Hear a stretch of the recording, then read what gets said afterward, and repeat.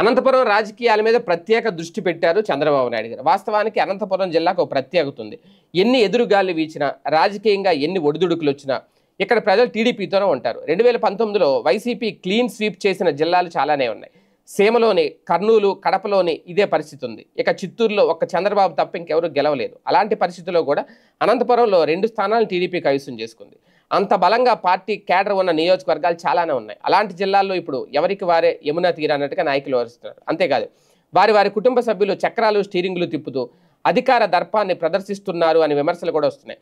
ఇందులో ఎవరూ తక్కువ కాదు. ఒకసారి గెలిచిన నాయకులు కూడా ప్రజలకు చేరువ కాలేకపోతున్నారు అన్న వాదన అయితే ఉంది. ఈ విషయాలపై చంద్రబాబు గారు తాజాగా నిర్వహించిన విస్తృత స్థాయి సమావేశంలో చర్చించారు.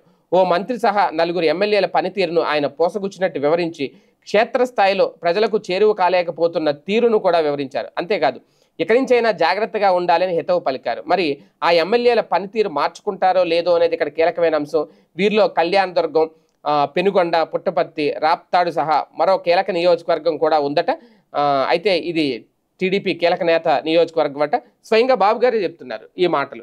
అంటే ఇప్పుడు అనంతపురం జిల్లా మీద, అనంతపురంలోని నియోజకవర్గాల మీద, నాయకుల మీద స్పెషల్ ఫోకస్ పెట్టారు బాబు గారు. అంటే మారుస్తానన్నారు కదా, ఆ మార్పు మొదలు పెట్టారు.